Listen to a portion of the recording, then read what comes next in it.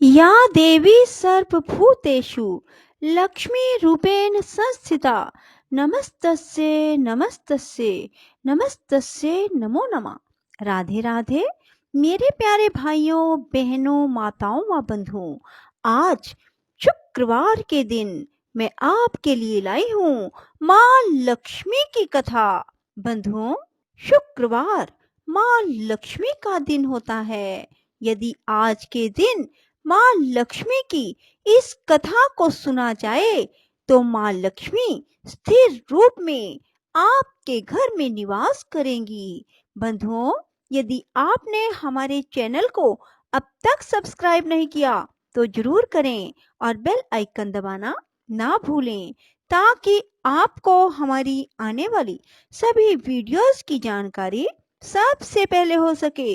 बंधुओं, वीडियो को पूरी सुनने के बाद कमेंट बॉक्स में जय माँ लक्ष्मी जरूर लिखें। बोलो लक्ष्मी माता की जय, विष्णु भगवान की जय हो। श्री सूत जी कहते हैं, सब पातकों का नाश करने वाले जटा तीर्थ में स्नान करके विशुद्ध चित्त वाला पुरुष लक्ष्मी तीर्थ को जाए। जो कामना मन में रखकर मनुष्य लक्ष्मी तीर्थ में स्नान करता है वह सब प्राप्त कर लेता है। लक्ष्मी तीर्थ बड़ा भारी दरिद्रता की शांति करने वाला, महान धन धान्य की समृद्धि देने वाला, बड़े बड़े दुखों का नाश करने वाला, महान वैभव को बढ़ाने वाला है। वह स्वर्ग और मोक्ष देने वाला, महान ऋण से छुटकारा दिलाने वाला, श्रेष्ठ पुत्र प्रदान करने वाला है। ब्राह्मणों, इस प्रकार यह लक्ष्मी तीर्थ का महात्म बतलाया गया है। इस तीर्थ में स्नान करने के बाद अग्नि तीर्थ को जाए, वह महापुण्य में और महापातकों का विनाशक है। पूर्व काल में रावण को उसकी सेना सहित मारकर विभीषण को लंका का राजा बनाकर दशरथ नंदन श्री रामचंद्र जी जब सीता और लक्ष्मण के साथ सेतु मार्ग से गंधमादन पर्वत पर आए, तब लक्ष्मी तीर्थ के किनारे ठहरकर उन्होंने देवताओं, ऋषियों और पितरों के समीप वहां अग्निदेव का आवाहन किया। तब लक्ष्मी तीर्थ से कुछ दूर पर अग्निदेव महासागर से ऊपर उठे और मानव रूपधारी श्री रघुनाथ जी को देखकर इस प्रकार बोले, राम, राक्षसों को भय देने वाले महाबाहु श्री राम, आपने जो रावण का वध किया है वह जानकी जी के पातिव्रत्य धर्म के बल से ही संभव हुआ है। यह बात सत्य है, सत्य है, सत्य है। ये साक्षात जगन माता लक्ष्मी है। इन्होंने लीला के लिए मानव शरीर धारण किया। जब आप देव शरीर में स्थित होते हैं तब ये भी दिव्य देह से आपकी सेवा करती हैं। आपने मानव शरीर धारण किया है, इसलिए ये भी मानव कन्या के रूप में प्रकट हुई हैं। आप भगवान विष्णु के शरीर के अनुरूप ही ये भी शरीर धारण कर लेती हैं। जगत स्वामिन देवादिदेव जनार्दन, आप जब जब अवतार धारण करते हैं तब तब ये आपकी सहायिका होती हैं। जब आप भृगुनंदन परशुराम के रूप में अवतीर्ण हुए थे तब ये धरनी नाम से प्रकट हुई थी। इस समय आपके साथ ये जनक नंदिनी सीता के रूप में प्रकट हुई हैं और भविष्य में जब आप श्री कृष्ण अवतार लेंगे तब ये रुक्मिणी होंगी। इसी प्रकार अन्य अन्य अवतारों में भी ये आपकी सहायिका होती हैं। अतः रघुनंदन, आप मेरे कहने से इन्हें आदर पूर्वक ग्रहण करें। अग्नि का यह वचन सुनकर देवताओं और महर्षियों ने दशरथ नंदन श्री राम और जनक नंदिनी सीता की बार बार प्रशंसा की। श्री रामचंद्र जी ने अग्नि के साक्षी देने से परम निर्मल सती साध्वी सीता को ग्रहण किया। जिस स्थान पर अग्निदेव प्रकट हुए उसी को अग्नि तीर्थ समझो। अग्नि के प्रकट होने से ही उसका नाम अग्नि तीर्थ हुआ। उस मोक्षदायक तीर्थ में भक्ति पूर्वक स्नान करके मनुष्य उपवास पूर्वक वेद वेता ब्राह्मणों को भोजन कराए, उन्हें वस्त्र और धन दे। ऐसा करने से वह सब पापों से मुक्त हो भगवान विष्णु का सायुज्य प्राप्त कर लेता है। पूर्व काल की बात है, पाटलिपुत्र में पशुमान नामक एक वैश्य रहते थे। वे सदा धर्म में तत्पर और ब्राह्मणों की सेवा में संलग्न रहा करते थे। सदा कृषि और गौ रक्षा करते हुए पशुमान बाजार की गलियों में धर्मतः सुवर्ण आदि का विक्रय किया करते थे। उनकी 3 स्त्रियां थी जो सदा पति की सेवा में लगी रहती थी। उन तीनों स्त्रियों से सुपन्य आदि 8 पुत्र उत्पन्न हुए। वे जब 5 वर्ष के हो गए तब उन्हें कर्तव्य की शिक्षा दी जाने लगी। वे धीरे धीरे खेती, गोरक्षा और व्यापार का काम भली भांति सीख गए। सुपन्य आदि 7 पुत्र पिता की बात सुनते और पशुमान जो कहते उस कार्य को तत्काल पूरा करते। उन्होंने सोने के कारोबार में भी अत्यंत कुशलता प्राप्त कर ली। किंतु वैश्य का 8वां पुत्र दुष्पन्य बचपन से ही खोटे मार्ग पर चलने लगा। वह पिता की बात नहीं सुनता था। दुष्पन्य बाल्यकाल से ही बालकों को सताया करता था। पशुमान ने उसे दुष्कर्म परायण देखकर भी यह नादान है ऐसा कहकर उसकी उपेक्षा कर दी। तदंतर वैश्य के 8 पुत्र युवा अवस्था को प्राप्त हुए। 8वां पुत्र दुष्पन्य नगर के बालकों को दोनों हाथों में पकड़ लेता और कुआं, नदी या तालाब में फेंक देता। उसके इस दुष्ट चरित्र को कोई नहीं जानता था। जल में उनका शव देखकर लोग उनका संस्कार करते थे। तब पुरवासियों ने आकर राजा से यह वृतांत निवेदन किया। उसका वचन सुनकर राजा ने ग्राम रक्षकों को बुलाया और आज्ञा दी, बालकों की मृत्यु का क्या कारण है इसका पता लगाओ।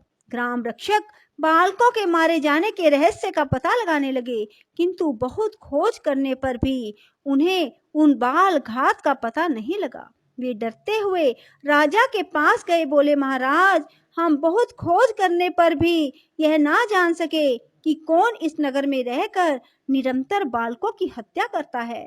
तदंतर किसी समय वह वैश्य बालक अन्य 5 बालकों के साथ कमल निकाल कर ले जाने के बहाने सोवर के निकट गया। वहां उसने उन बालकों को जबरदस्ती पकड़कर पानी में डुबो दिया। वे बालक चीखते चिल्लाते रहे तो भी उस क्रूर आत्मा ने उन्हें कंठ तक पानी में ले जाकर डुबो दिया। उन सब को मरा हुआ जानकर दुष्पन्य शीघ्र अपने घर को चला गया। उन 5 बालकों के पिता अपने पुत्रों को नगर में ढूंढने लगे। वे 5 बालक अधिक छोटे नहीं थे। पानी में डाल देने पर भी वे मर ना सके।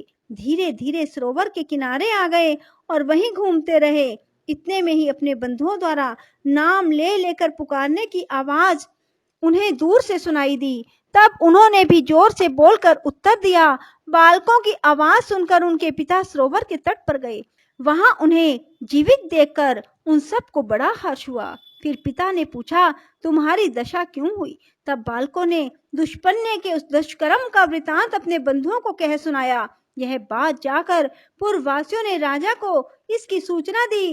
राजा ने पशुमान को बुलाकर कहा, पशुमान, यह नगर बहुत से बालकों से भरा पूरा रहा है, किंतु तुम्हारे दुरात्मा पुत्र ने इसे प्राय सूना कर दिया। अभी अभी इन बालकों को उसने जल में डुबो दिया था, परंतु दैव योग से जीवित निकल आए। बताओ इस समय क्या करना चाहिए? मैं तुम्ही से पूछता हूँ, क्योंकि तुम सदा धर्म में तत्पर रहते हो। राजा के ऐसा कहने पर धर्मज्ञ पशुमान ने कहा, राजन, जिसने सारे नगर को सूना कर दिया वह वध के योग्य है। इस विषय में कुछ पूछने की बात नहीं। यह अत्यंत पाप आत्मा मेरा पुत्र नहीं, शत्रु ही है, जिसने इस नगर को बालकों से खाली कर दिया। उस दुष्ट के उद्धार का मुझे कोई उपाय नहीं दिखाई देता। मैं सच कहता हूँ, इस दुष्ट आत्मा को प्राण दंड दिया जाए। पशुमान का यह वचन सुनकर समस्त पूर्ववासी पशुमान की प्रशंसा करते हुए राजा से बोले, महाराज, इस दुष्ट को मारा ना जाए, अपितु चुपचाप नगर से निकाल दिया जाए। तब राजा ने दुष्पुण्य को बुलाकर कहा, ओ दुष्ट आत्मन, तू शीघ्र हमारे राज्य से बाहर चला जा। यदि यहाँ रहेगा तो मैं तेरा वध कर डालूंगा। इस प्रकार डांट कर बताकर राजा ने दूतों द्वारा उसे नगर से निर्वासित कर दिया। तदंतर दुष्पुण्य भयभीत हो उस देश को छोड़कर मुनि मंडली से युक्त वन में चला गया। वहां जाकर भी उसने एक मुनि के बालक को जल में डुबो दिया। कुछ बालक खेलने के लिए गए हुए थे। उन्होंने इस बालक को मरा हुआ देख अत्यंत दुखी हो उसके पिता से यह समाचार कहा। तब उक्त शवा ने बालकों से अपने पुत्र के मारे जाने का समाचार सुनकर तप के प्रभाव से दुष्पुण्य के चरित्र को जान लिया और उसे शाप देते हुए कहा, अरे तूने मेरे पुत्र को पानी में फेंक कर मार डाला है, इसलिए तेरी मृत्यु भी जल में ही डूबने से होगी। मरने के बाद तू दीर्घ काल तक पिशाच बना रहेगा। यह शाप सुनकर दुष्पुण्य को बड़ा दुख हुआ।